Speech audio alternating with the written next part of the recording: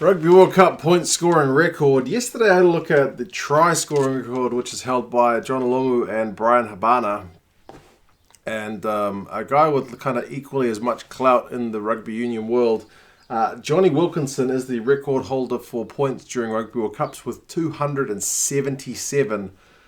Can this guy be surpassed with the tries? One I did yesterday, I gave kind of a couple of guys a very optimistic, unlikely, possible. With this one, I think there are less or fewer people able to kind of threaten the record.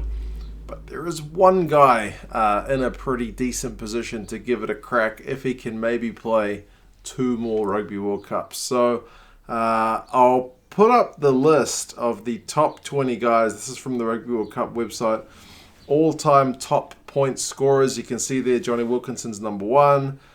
Gavin Hastings number 2. Michael Lynagh number 3. So legends in all their respective countries. And you got 3 New Zealand fly halves with Carter, Fox and Mertens. Number 7 is the guy I think you should be looking out for, Handré Pollard. Number 7 with 162, Chris Patterson, Michalak, Quesada, Contepomi, Burke, Little, and the list goes on. Owen Farrell is the other guy there in 18 who is, him and Nico Sanchez are the only guys who played at the World Cup, just gone alongside Handré Pollard. So I think Handré Pollard is your guy. If there is going to be someone to crack the record, I think it has to be Pollard. I mean, you look at Jonny Wilkinson's record: 277 points, played 19 Rugby World Cup matches. He had 1 try, which is nothing to write home about, but that's still 5 points in the bag. 28 conversions, which is 5th overall on the all-time World Cup conversion scorers list. He had 14 drop goals, which is number 1 for drop goals, and it's number 1 by a mile. The next best was 6. Not even half. So 14 drop goals and 58 penalties. So he is far and away your top drop goal and penalty man, consistent with his conversions. It's a bin today. We haven't had a bin for ages. Ooh. Anyway, so yeah, Jonny Wilkinson is your number 1 guy. Gavin Hastings, like I said, 227. Interesting to look at Dan Carter. You might think him on 191 that he scored fewer points because he played so many fewer matches than Wilkinson, but 16 matches to Johnny's 19. Not a huge difference. 191, like I said, 3 tries for Carter, 58 conversions puts Carter at number 1 for conversions, 3 drop goals, 17 penalties. So yeah, so there's kind of some of the big guys you think of when you think of famous number 10s. Both played 12 as well, but hey.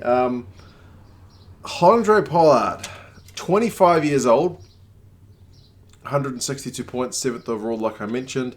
So that puts him 115 points behind Jonny, which seems like a lot to make up. And I think at one World Cup, that's going to be far too much. He got 69 points at the Rugby World Cup just gone. That made him the number 1 point scorer at this Rugby World Cup.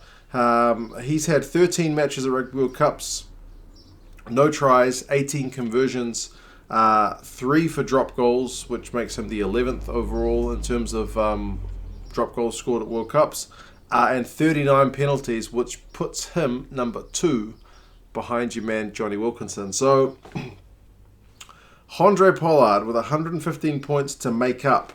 If he plays 2 more World Cups, that's 57.5 points per Rugby World Cup that he needs, which is easy by his current standard of 69. Now, that probably means South Africa need to at least make the semis, and he needs to be the main guy. He's 25 at the moment, so that puts him at 29 for the next one, and then 33 for the next one. Will he still be playing South Africa's 10 role at 33? I don't know, but he's the only guy that I could see that is even within potential touching distance of Johnny's record. I mean, if you look at the difference between 1 and 2, 277 to 227, with Gavin Hastings in their second, even that's a fair difference on its own. But I guess Wilkinson did play in a couple of finals, so he had the chance to really go right the way through the tournament. If you are looking at other guys who played at this World Cup who were on decent points totals. Farrell, 101, 28 years old. Nico Sanchez, like I mentioned, 117, 31 years old. You got to think those guys have probably got one more World Cup in them. Yeah.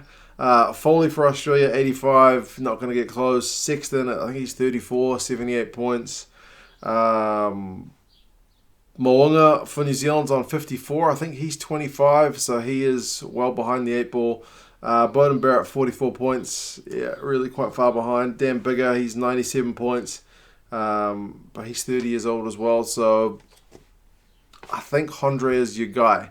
If you're looking at ultimate, if everything went according to plan, there's one other guy who's still the longest of long shots, but Roman Ntamak. He only scored 27 points at the World Cup. Remember, they were switching him and Lopez up. He's only 20. So he could play a World Cup at 24 and at 28 and at 32. If France can somehow get their house in order and produce a regular semi-final or final World Cup team, and that guy is the number 10 and taking the goal kicks for 3 more tournaments, yeah, but that's a lot of things having to line up. He's got to remain injury-free. He's got to be playing 10 or at least taking the goal kicks. And, with France, a lot of the time it's the 9 taking the goal kick anyway. Yeah, he's got to remain the first choice guy. So that's another guy who's potentially a long shot guy. But I think Hondre Pollard, with the form he's been in, he is absolute class. Wilkinson is still your man comfortably. Next World Cup, he is still going to be the top points man, even whatever the result is after the next one. But yeah, thought it was a wee bit of an interesting look. I thought maybe it would be a bit closer without looking up the numbers than the tries one. But I think either way, after the next World Cup, Wilkinson will remain your top points man.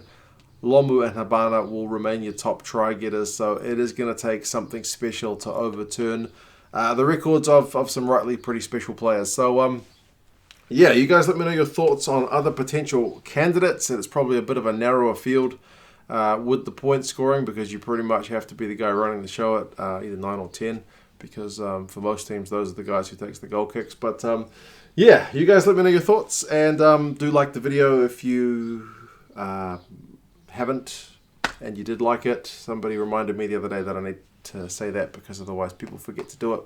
Good advice. But yeah, do like the video if you thought it was interesting, or if you didn't, just like it anyway.